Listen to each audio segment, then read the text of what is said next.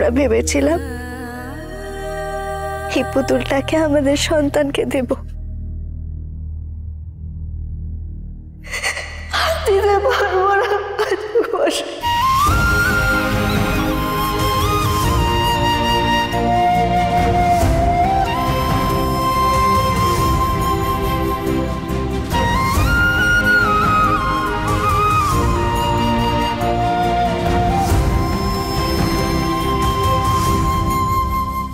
দেখ এদিকে,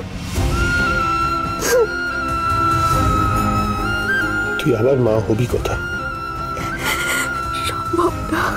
আমি বলছি তুই পারবি। আমি কথা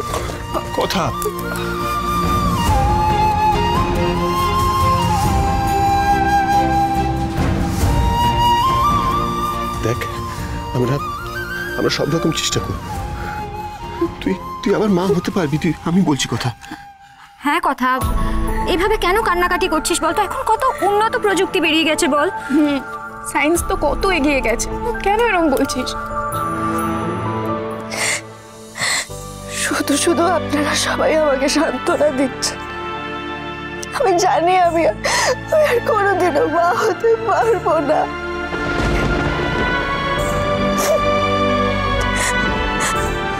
কেন বারবার এই এক কথাটা বলছিস তুই?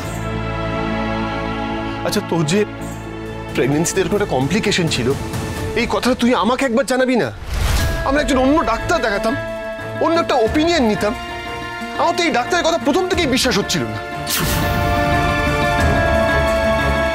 এরকম কেন বললেন?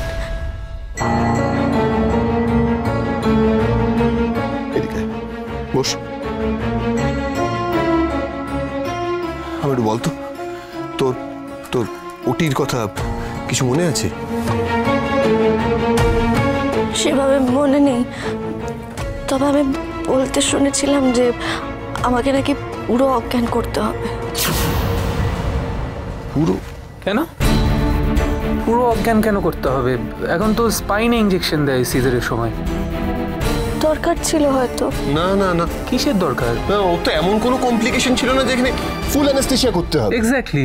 বলে ডাক্তার কোনো গোলমাল করেনি তো?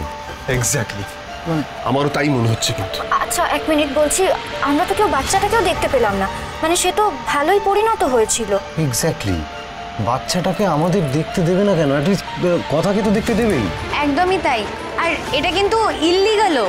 হ্যাঁ, তাহলে তো পুরো ব্যাপারটার মধ্যে কিছু গোলমাল আছে মনে হচ্ছে। আমারও তাই মনে হচ্ছে প্যাটি, আমারও তাই মনে হচ্ছে। নাহলে বাচ্চা যেরকমই হোক না কেন, অ্যাটলিস্ট মাকে তো দেখতে দেবে। কথা সোম থেকে রবি প্রতিদিন সন্ধ্যে ৭টায় স্টার জলসায় ও জিও হটস্টারে।